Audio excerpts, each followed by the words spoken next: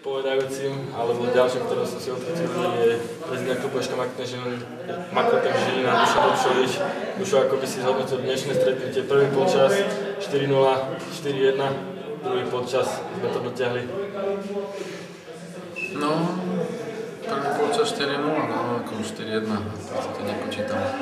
Bol katastrofálny, ako my sme vôbec nehrali to, čo sme si povedali, chýbala tam tá agresivita, ten dôraz v osobných súbojoch.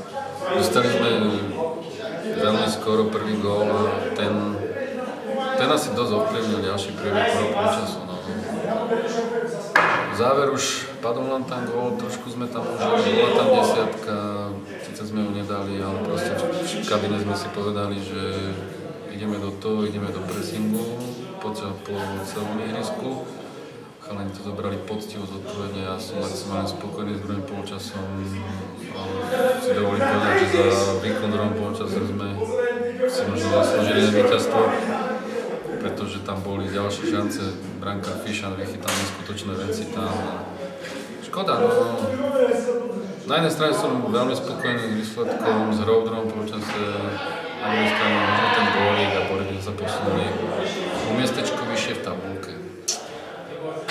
V dnešnom stretnutí sa podarilo Makrotímu to, čo sa nám za celú sezónu nepodarilo. Stavu 4-0, zdvihli hlavy a otočili stretnutie, dá sa povedať, že otočili stretnutie na 4-4. Prišli sa to skoro, ako toto vnímaš, je to vyslovene psychikou? Neviem čím to je a ja som rád, že teda dokázali sme to v stredu s tými Košicami, že proste sme išli do poslednej sekundy a dokázali sme to zvrátiť. Tam bol tiež nepriaznivý stav, i keď sme viedli, ale to nám nepomáhalo.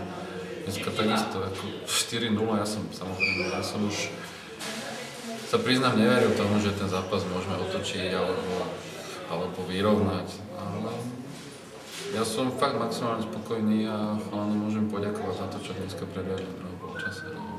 Že to neprišlo skôr, vôbec tie výkony a toto. Neviem posúdiť, na hodnotenie ligy je možno ešte príliš skoro. Čakajú nás ešte pohárové povinnosti, druhá liga. Zhodnotím to potom, keď to bude všetko za nami. Takže Makrotín má v tomto týždni veľmi nabitý program, nemôže byť to dobré naladenie spôsobené práve tým, že proste každé 2-3 dní zápas. Neviem. Nemyslím si, že to je dôvodom alebo príčinou toho, že hráme relatívne dobre. Potrebujeme hrať 40 minút dobre. 40 minút dobre odohrať. Asi to nebolo v tejto sezóne možno ani raz a proste to sa musíme naučiť. Nabitý program máme, my potrebujeme ale aj trénovať.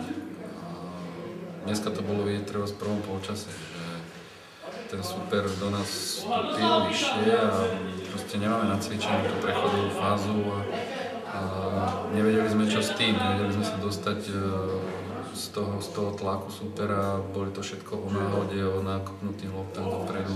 Takže na jednej strane to možno dobré, že sú chalani v tej hernej aktivite nejako, ale na druhej strane potrebujeme hodne To bolo vlastne z pohľadu aj celej sezóny, takže ďakujem pekne za rozhovor a dúfam, že naša spolupráca bude pokračovať aj v ďalších sezónach.